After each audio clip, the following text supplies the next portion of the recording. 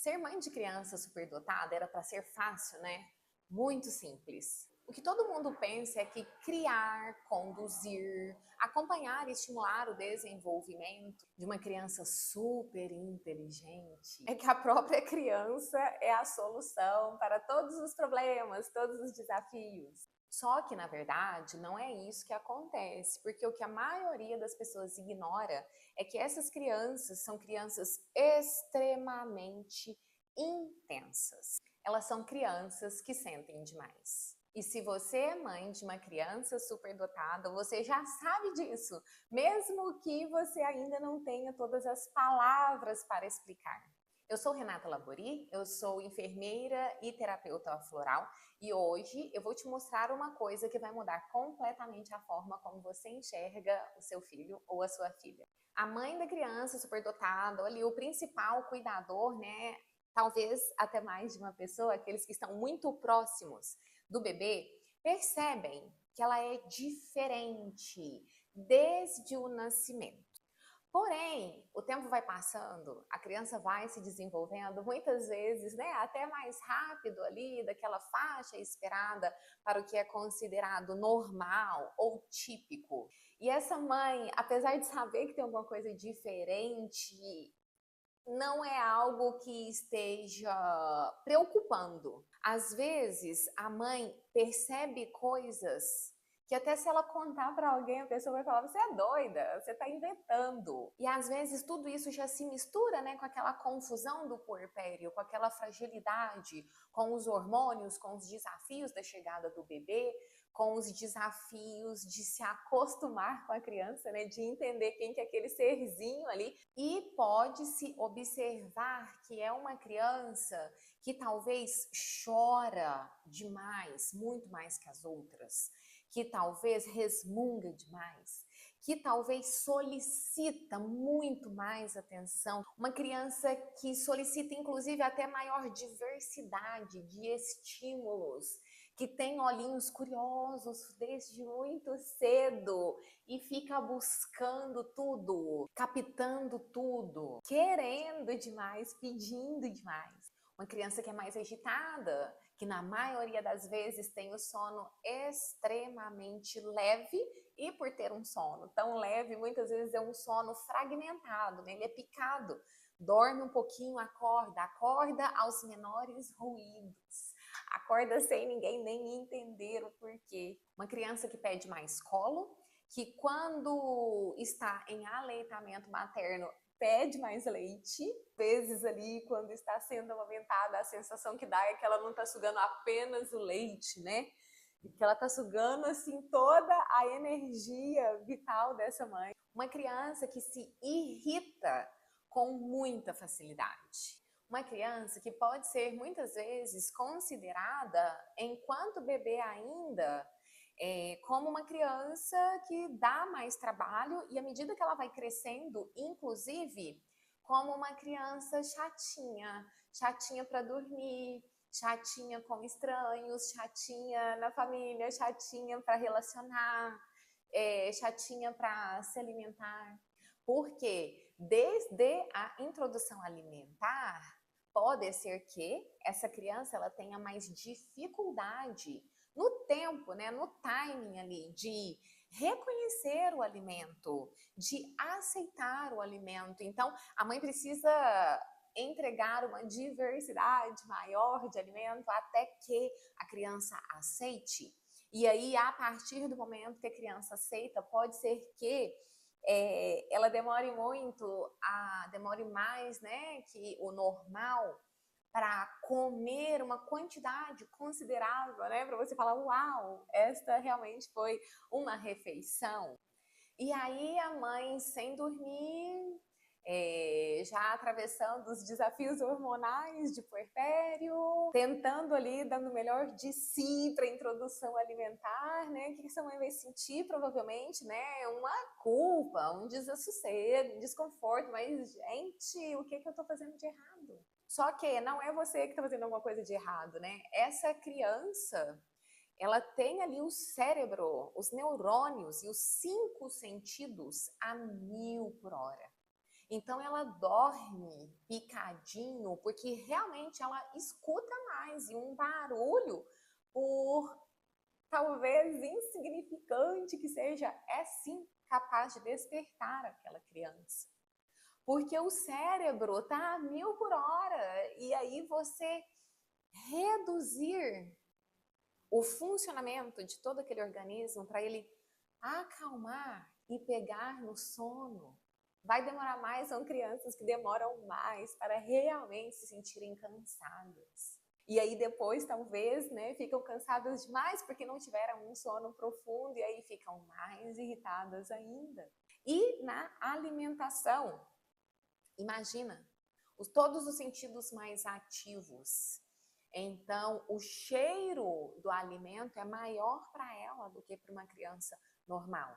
A consistência do alimento, né, a textura, o sabor e talvez, quem sabe, que aquela criança já está ali tão ativa e que ela entende tanto o afeto e o alimento a partir do leite materno. No momento que alguém pega alguma coisa e coloca na boca dela, ela pensa: o que é que você está fazendo comigo? Nas festas, nas festinhas de aniversário, no convívio com a família, e todo mundo quer a atenção do bebê, e muitas vezes todo mundo quer pegar o bebê, e muitas vezes quer tirar foto, apertar, filmar.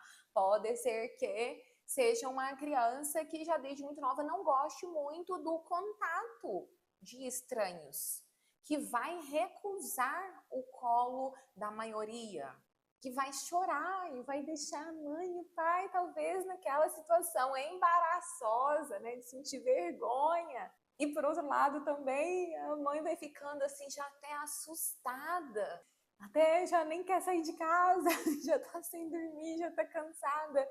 Ai, meu Deus, vou sair com essa criança, com esse bebê e vai chegar lá, vai ser uma choradeira. E aí a mãe segura a criança e as pessoas querem pegar e ela vai dizer: não, não, deixa ele aqui. Para evitar o choro, que na maioria das vezes é extremamente estridente. A criança vai crescendo e ali no convívio, né, com as crianças, pode ser que ela seja aquela criança que, tipo, tá todo mundo brincando e de repente acontece uma coisinha e ela, ai, ela grita. Ela pode ser aquela criança que a mãe vai ter que sempre levar a comida na mochilinha, porque ela não vai aceitar os alimentos da festa com cheiros diferentes dos cheiros habituais. E vai ser aquela criança que quando tiverem ali os desafios, né, de brinquedinhos ou de sair do pula-pula, ela vai ser a que explode mais. E o que acontece, né, com uma criança que explode demais, que chora demais, que tem vontade demais, que serão consideradas como birrentas, e se a mãe, o pai, a família, cuidadores acolhem, serão muitas vezes consideradas mimadas. E essa mãe sempre sabendo, né, internamente é diferente, eu não sei o que é, mas é diferente. Vai se sentindo também muito sozinha, porque no final das contas ela não quer nem contar mais para as pessoas os desafios que ela passa, as coisas diferentes que ela percebe.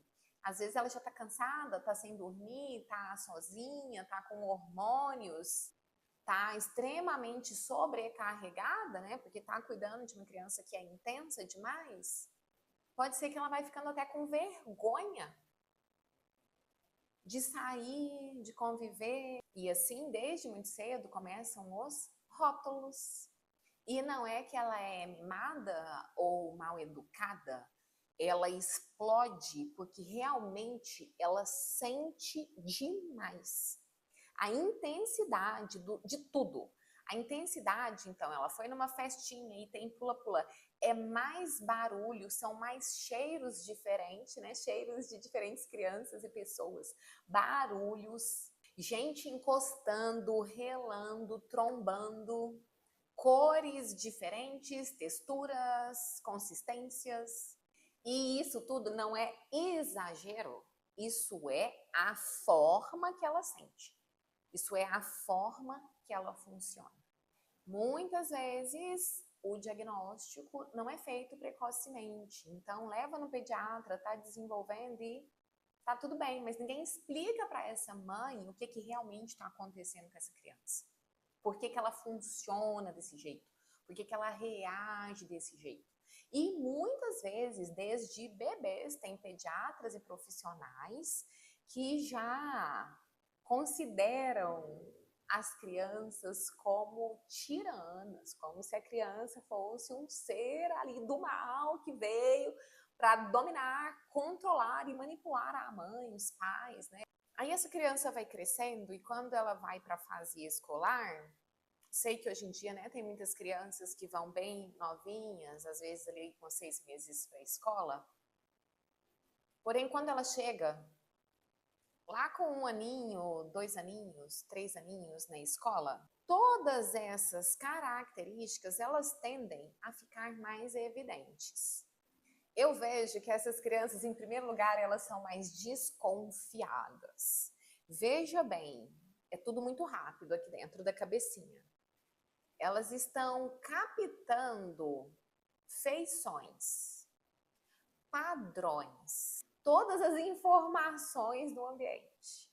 Observam tudo, analisam tudo, tiram suas próprias conclusões e pode ter uma dificuldade enorme de adaptação para desgrudar, né, de quem ela confia e ficar ali num ambiente novo.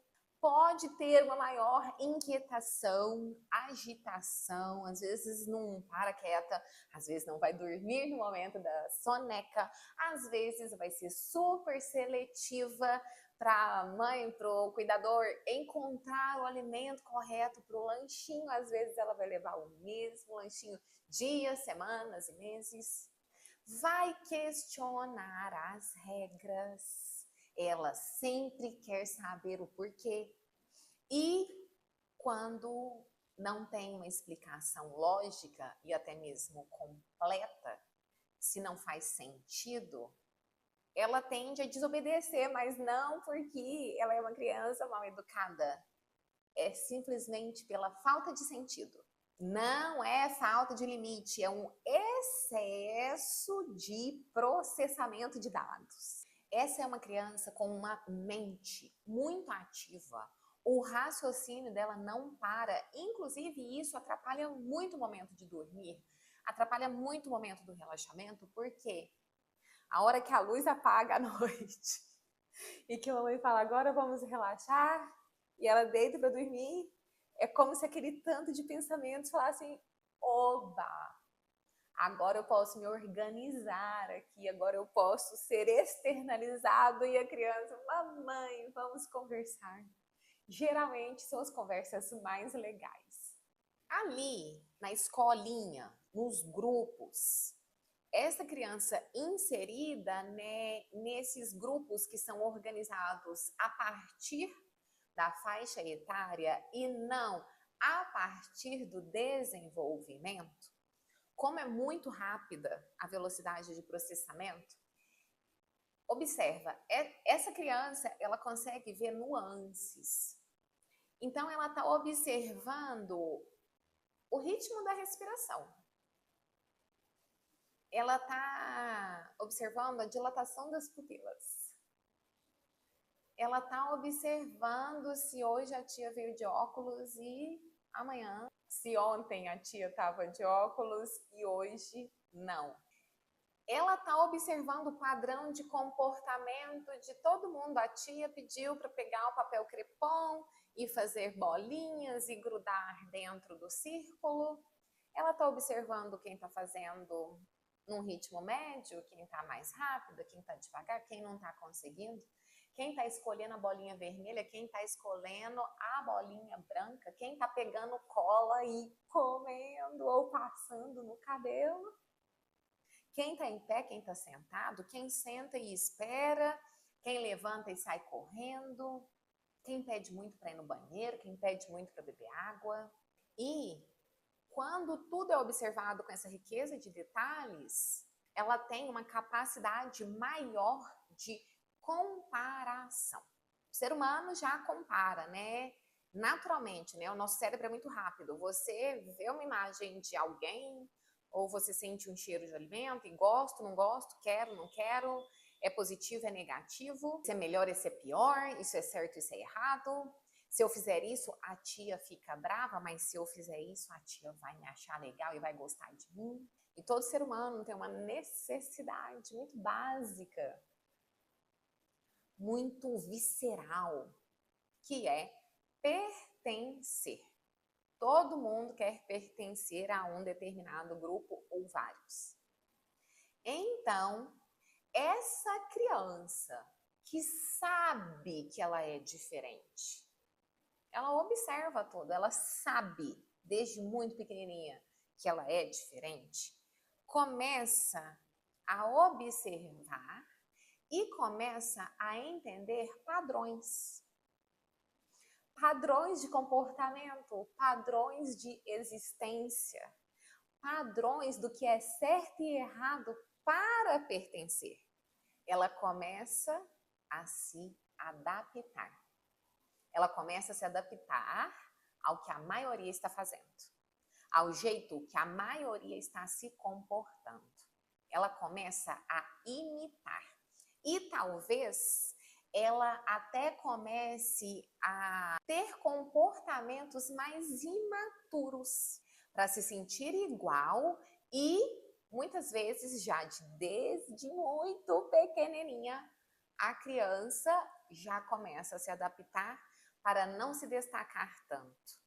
Aqui, para mim, como terapeuta, como enfermeira, como mãe, ele é o ponto que talvez eu possa usar essa palavra, assim, é o ponto que ele me dói mais, é o ponto que mais me preocupa. Porque essa sensação de eu sou diferente, observando o padrão do que é mais, digamos, normal ou convencional, pode se transformar em um sentimento e em uma crença. E uma crença é o que? Uma verdade, né? Que o cérebro aceita, que o sentimento aceita. De eu sou uma criança inadequada. Isso acontece ali muito cedo. Pode ser que ela sinta tem algo errado comigo e ninguém vai perceber. Por quê? Porque ela se desenvolve normalmente ou até mesmo rapidamente, mais rápido do que outras crianças. E ela aprende algo que eu considero perigoso, que é uma camuflagem, um mascaramento de quem ela é em verdade. De quem ela seria se ela fosse totalmente espontânea. Isso muitas vezes vai passar despercebido. Ela vai crescendo e ela pode, inclusive, já começar a dar uma segurada até na velocidade de raciocínio. Começa a esconder talvez o que sente, né? Porque sente demais, às vezes chora demais, às vezes reclama demais, solicita demais. Então, por causa do rótulo de que ela é chata demais, mimada demais, birrenta demais, ela já, desde muito pequena, começa a suprimir suas emoções, seus desejos e as suas necessidades.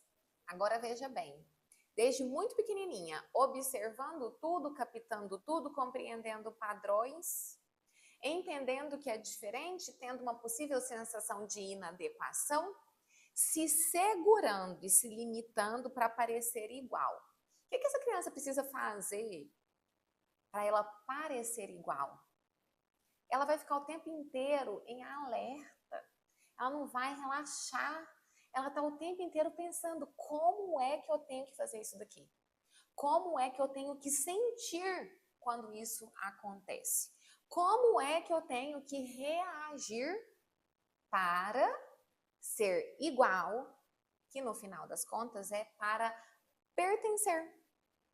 Porque pertencimento traz sempre uma sensação de segurança. Entende esse rodopio, esse looping? Porque, na verdade, o que ela pode fazer, o que ela está fazendo para se sentir segura, na verdade, está mascarando uma insegurança e uma dor profunda. Isso cansa, isso esgota, que dá muito trabalho ter que fingir algo que você não é, para ser amada, para ser querida, para ser aceita, para pertencer, para ser digna de receber cuidado. Agora veja como tudo muda quando a mãe, a escola, os principais cuidadores entendem que ela é apenas uma criança com um funcionamento diferente do que é considerado normal. Ela é intensa demais e ela tem razões biológicas e fisiológicas para ser intensa demais. Quando isso passa a ser compreendido, isso deixa de ser um problema e vira uma potência. A maior potência que todo ser humano pode ter, que é uma autorização para ser autêntico. Uma autorização para existir sendo quem se é, naturalmente. Então essa criança precisa de alguém que a compreenda e que nomeie. As coisas precisam ser nomeadas. O cérebro, ele fica cheio de pecinhas, de informações captadas que estão ali precisando de união. A partir do momento que as peças são unidas corretamente, que as coisas são nomeadas, a partir do momento que se entende como essa criança funciona, como ela sente, ela na sua autenticidade, essa criança que é única e não ali um grupo, idade, 6 anos, ela pode ser ensinada a lidar com essas emoções, pode ser ensinada a lidar com essa intensidade, ela pode ser ensinada sobre o próprio funcionamento, ela pode ser ensinada a observar a si mesma e aprender a melhor forma de lidar com aquelas situações desafiadoras. A partir do momento que é nomeado, olha, você é diferente mesmo. Porque seu cérebro funciona assim, assim, assim. Seu corpo funciona assim, assim, assim. Essa dor e essa sensação de inadequação, ela se dissipa. Inclusive para a mãe, né, para o pai, para os avós, para a família, né, que todo mundo está vendo ali que tem uma questão de diferença, né? Quando o laudo e o funcionamento, né, de uma criança superdotada, ele é traduzido, ele é nomeado, ele é explicado, dá uma organização assim em todo o sistema. Se ninguém traduz isso para a mãe, para os cuidadores, se ninguém traduz isso para a criança, ela vai continuar crescendo e se desenvolvendo pensando que ela tem um problema. Ela vai crescer pensando sempre que tem algo de muito errado com ela. Ela já vai construir uma vida distante da sua autenticidade. Isso dói. Você se sentir inadequada dói. Você ter que ficar em estado de alerta e pensando, medindo, né, todos os comportamentos para você ser aceita dói. Crescer distante da verdade interna, interior, dói.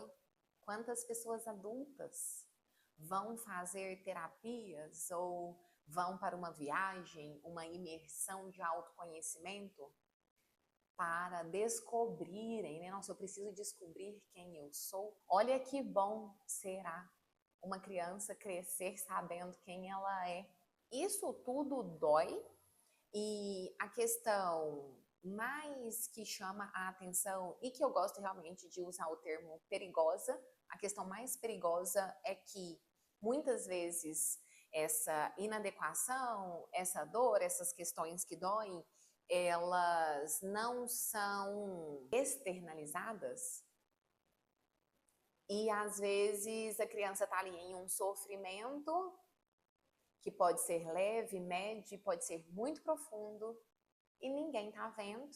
Se ninguém vê, ninguém vai intervir positivamente para tirar essa criança desse sofrimento. E é aqui que entra meu trabalho como enfermeira, como terapeuta floral e como mãe, para ajudar você, mãe de crianças superdotadas, a compreender, né, essa criança, para cuidar também de você, porque eu sei como é desafiador, como muitas vezes é pesado, e por que não também dolorido, né? Para te ajudar a se sentir menos perdida ao lidar com essa criança e com tudo que acontece ao redor, para te ajudar a lidar até mesmo com as suas próprias emoções, as suas sobrecargas, as suas dores, os seus desafios e as suas necessidades, e ajudar a criança a lidar com a intensidade, a lidar com as próprias emoções que são intensas, entenderem o que sentem, regularem as emoções, ter até mesmo uma autonomia, né, emocional,